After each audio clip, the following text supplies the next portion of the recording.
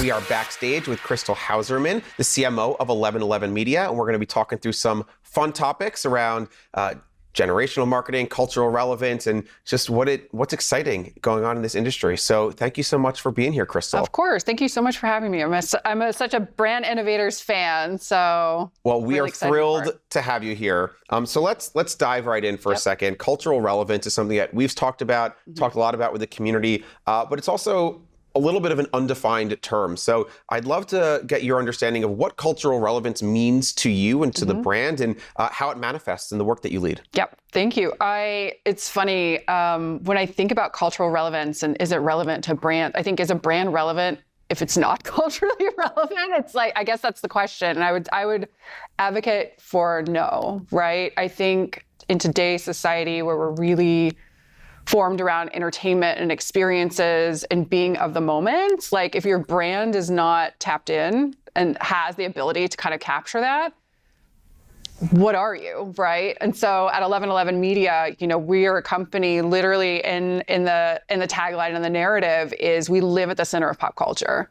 And it's really about taking pop culture and driving content, community, and commerce. And I think for a company like ours, when our founder is Paris Hilton, who's obviously this icon and probably nobody more iconic when it comes to pop culture, how can pop culture not weave through everything that we do?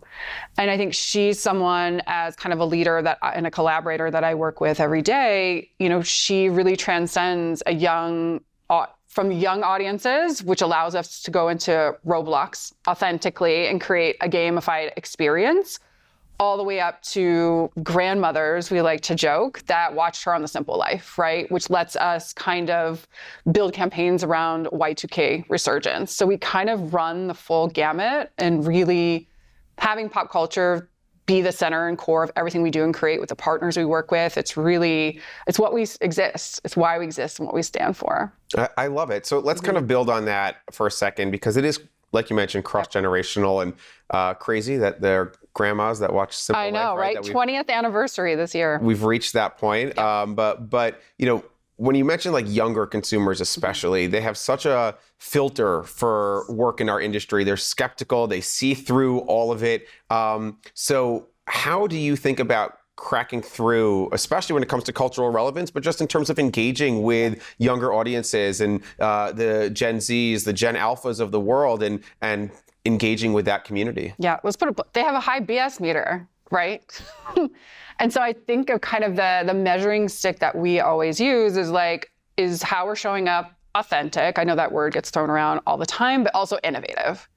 And I feel like that's our second layer secret sauce that makes authenticity plus innovation and lets us kind of enter in a way that resonates with that Gen Z and now Gen Alpha consumer, right? So it lets us, like I said, we launched an experience this year around Halloween for L'Oreal's Urban Decay. They had never gone into the metaverse before and really were looking for a partner in us to help them come in and create an experience. And when you think about a product like makeup, at first blush isn't something you would think about, how does that apply in like a digital world? And we really, collaborated with that team and created a really fun experience where people could come in and put makeup palettes on their avatars and how do you gamify it?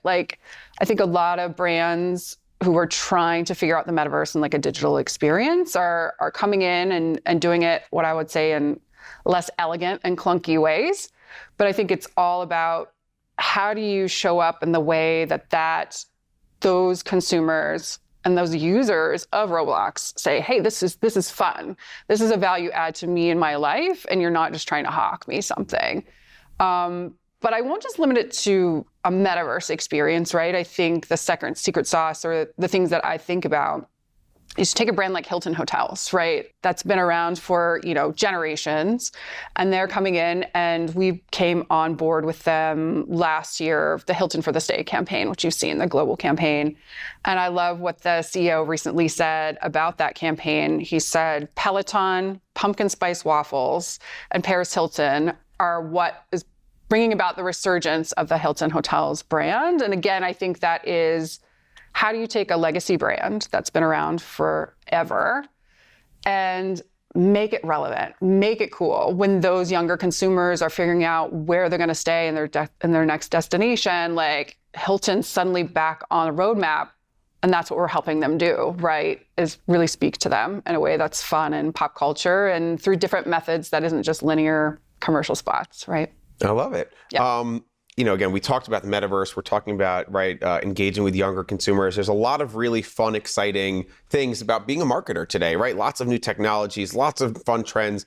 What are you seeing out there? Are there any trends or opportunities? Just what are you excited about as a marketer in, going into 2023 and kicking off this year? Yeah, there's so much stuff. I think a month ago I love experiential, right? I love all the traditional marketing channels, but experiential is always fun. And so we did this amazing event in LA. And when I think about technology, you just triggered it. Like part of it was I went to Paris and said, like, let's do a drone show in the sky. Like, let's fly a 500 drone unicorn over the pier, over the ocean at night. Had never been done before at that scale. And we're like, yeah, let's just do it. And so I think technology in that sort of way, that's what's fun as being a marketer, right? Like to be able to dream something. We had a hologram there where we beamed her in Proto. It's amazing technology. If you haven't seen it, it's actually here at CES.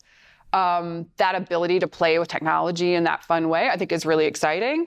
But also, AI is something I really wanted to go check out. I think that is something we're really experimenting with over at 1111 in terms of like creative ideation and development, and really also leveraging that in some other fun ways that I can't talk about yet. But yeah, I think those things are really fun. Okay, well, when you can talk about them, Yes. I'm very excited to hear about them. AI and the metaverse have been two of the most talked about topics here. You can't go 2 seconds at CES Yes. without hearing about them. And I think in terms of those potential applications for, again, looking at DALL-E, looking at ChatGPT and other iterations of these, artificial intelligence technologies Yep. and how brands are going to start to use them, it's going to be really fascinating to see. So I'm excited to see Yep. what you come up with. Yep. Awesome. Absolutely. Well, thank you so much, Krystal, for being here and for joining me, for sharing with the community. We're thrilled to have you. Yep. Thank you so much. Have a great CES. You too. Thank you so much. All right. Thank you so much.